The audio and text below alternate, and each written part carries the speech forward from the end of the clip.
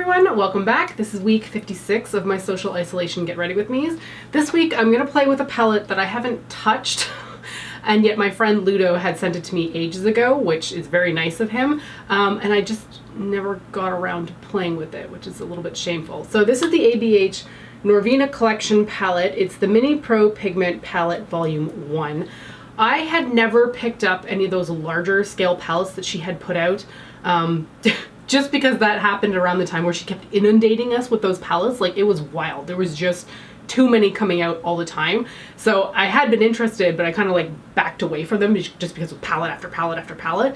But the mini ones are interesting because it's a little bit more condensed. So I'm eager to play with this today. Also, I'm super excited about this shirt. It's rainbows and cats. The only thing that it is missing is glitter, and then it would be utterly perfect. But I just think it's so freaking sweet. It's from Turtle. I picked up a whole bunch of like cat themed t-shirts from them recently. A lot of my like Deadpool comic shirts come from them. Not sponsored. I don't think I even need to say that really, but like I just really love Turtle's shirts.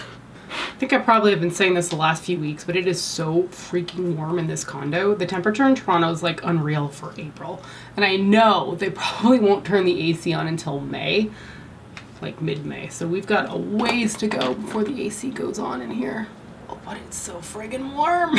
Also, I am very proud of myself. I washed some of my brushes between filming videos. I think I filmed 2 and then washed them this past week, and I was like, wow, you know, this is not nearly as painful when I have to wash a few of them as opposed to like 50 brushes in one go. There's like no chance in hell that I'll keep that up, but like I was pretty proud for a moment there. Okay, so with this palette, I really like these orangey coral shades and the purples down here, but I think I'm gonna have to incorporate some of these pinkier colors too. They have no names. Oh, they're all like A1, A2, A3. Anyway, I'm gonna start with this color right here, and I'm going to lightly apply that. Oh, that is very pink. Okay, does that color look the same? Like that and that? Looks a lot brighter. I'm going to lightly put that through the crease, but it is very pigmented. I do not want this to be a pink look, and now I'm worried that it's starting off kind of poorly. So I'm almost done watching Superstore. I've really like blasted through that show. I still am ambivalent about it. I don't know if I love it or if I just am watching it because I'm bored. It's an okay show, but there's nothing really... I think if I wasn't doing something while watching it, I probably wouldn't sit down to watch it, but it's a nice, I don't know, time filler when I'm playing WoW, farming stuff or something. The other show I started watching this past week, and I'm really enjoying it, and it makes me laugh to even say it, because when it first came out I was like, what the heck is this? Fate, the Winx saga, which is apparently based on that cartoon called Winx Club, which I don't know anything about that show whatsoever, but when I first started watching it, I looked into it. I'm like, what's the source for this? Is it a book or what? And then it turns out it's this like kids show, an animated kids show. So that's kind of surprising that it's like a live action series now, but it's a limited series because there's only 6 episodes, and I don't know if they're continuing this series, but I really like it, like surprisingly so. I've always been into like fairy stuff and like a lot of teen dramas and just stuff generally like that. Like I grew up in the era of like Buffy the Vampire Slayer, Dark Angel, Alias to a certain extent, but not exactly. So I've always been super into those kinds of shows. But I found over the years they've gotten really like insipid, like just a little bit too teenage drama for me. But for whatever reason, this Winx one is a lot more grown up than I was expecting, which I heavily appreciate. It was also one of those shows that I was fully expecting to like watch in the background while playing around on my phone. But when I started to, with the first episode, noticed that I was more into the characters than I was expecting, I actually like put down my phone and was like, no, Shell, like focus on this because you're actually enjoying it. So that says something for me, because I feel like we're in an age now where you don't just watch TV, you watch TV while like pulling out your phone and just playing on it, which is a little bit unfortunate because we miss a lot of content that is in the show that is relevant. And I guess that's only something I really do by myself. Like if I'm watching a movie with somebody, like a friend or my husband or something like that, I won't pull up my phone. But if I'm by myself watching something, I'm usually pulling up my phone to like look at Instagram or something like that. But this was a show that I actually like focused on. Okay, so for the lid, this is gonna be another like fully matte look like last week. I'm gonna take this color here. I'm gonna start on the inner third of the lid. Oh, that is a beautiful shade. Wow, that's stunning. Friggin' love coral colors. I like corals that lean more orange in tone. Like there's some pink to them, but they're more orange overall. Although color is so personal too. Like not everybody obviously sees color the same way, but what somebody calls purple another person sees as blue.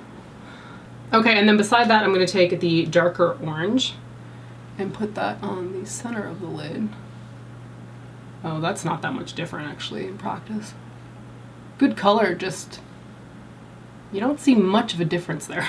Yeah, so I blasted through most of Fate, the Winx one. I think I've got 2 episodes left. Almost done Superstore. I've had a few recommendations for Brooklyn Nine-Nine, which I think I'll start next. It is on Canadian Netflix. I think I had Americans recommending it, but saying it wasn't on Netflix, but it is on Netflix Canada. So that is something well, I've added to my list, so I'll watch it next. And then for the outer corner, I'm going to take this shade down here and pat that into place. That's so funny. What I thought was a pink color out here is now looking more purple. Also, I'm getting a ton of fallout. Look at that.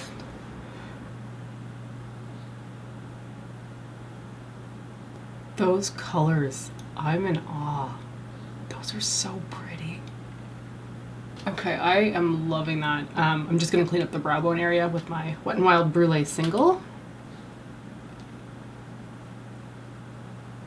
And then clean up my face with some Bioderma, my cell solution, because that's a lot of fallout.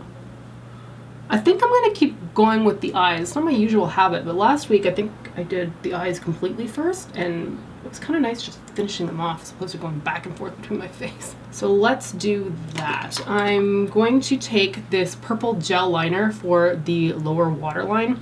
This is by Tarte and it's called, ooh, I can't even see, Prom Queen. It's just a gel liner and it was the closest color that I really had to these purples in here because I want to put the purples on the waterline or on the lower lash line, and this was the closest thing I had. So I'm just going to take this really tiny brush, which might be a mistake, but we're going to see, and dip it in the pot and then put my lid down and then just paint it on my eye.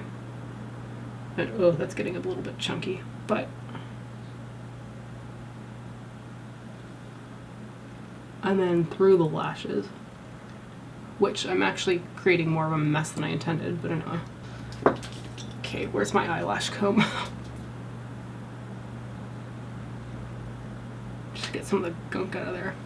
There we go. And then with a pencil brush, I'm going into the middle purple shade here. I'm just going to line my entire lower lash line. And to blend that out a little bit, I'm hoping this works, I'm going to take the paler purple here, which is a little bit more dustier, and just put that below it. I'm not sure that's actually doing anything, but well, maybe a little bit. I really like the look of bringing it lower. I know it's not for everybody, but for me it kind of just like blows out the color a little bit, because I feel if I keep it too close to the lash line, it doesn't tend to match how big the eyeshadow is on top. So I tend to pull it a little bit lower than what generally feels comfortable. Okay, and now we've got like, oh, I hate that disconnection there. So I'm gonna take that sort of pinky color on my blending brush and just try to connect it a little bit. Oof, that's too much, but thank heavens I'm putting the foundation on next. I can never get this area very perfect. I don't know if it's just like my skin or my technique or whatever, but product doesn't generally sit there very well. Okay, I'm gonna add some wing liner because that's just what I always do.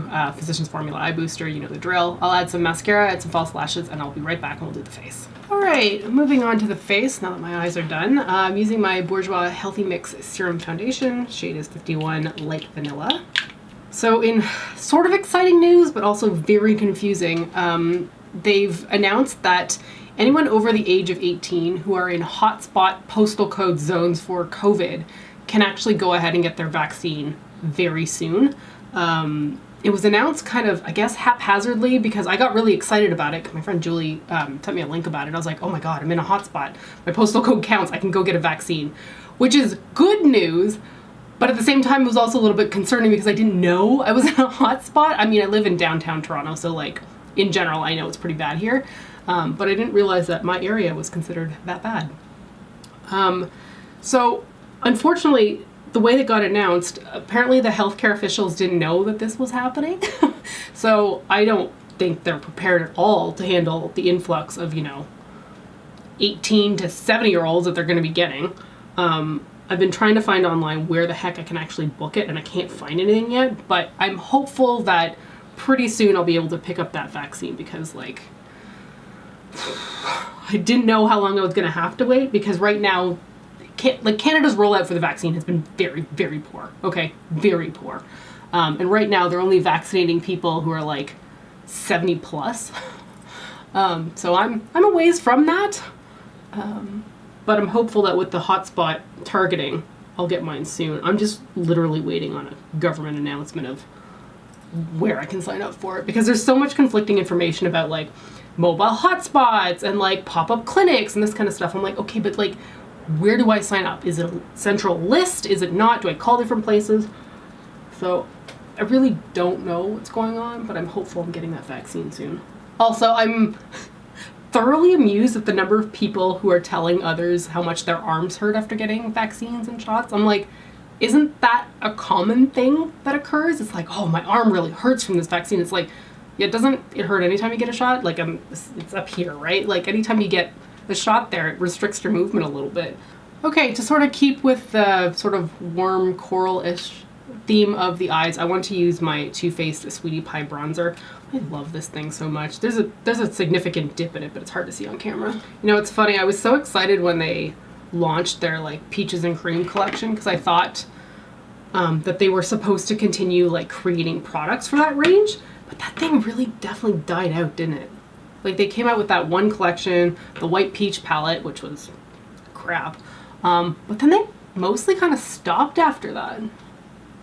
I don't know why. I feel like the Peach collection was pretty successful for Too Faced.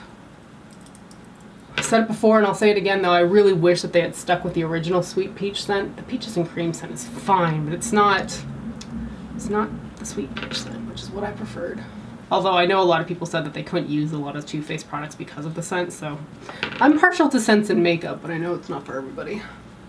And for blush, I'm going to be using the Tarte Tipsy blush, which is a blush that I had missed out on purchasing when it was initially launched as part of their collection, and they eventually discontinued it, but then a subscriber sent it to me to my P.O. box.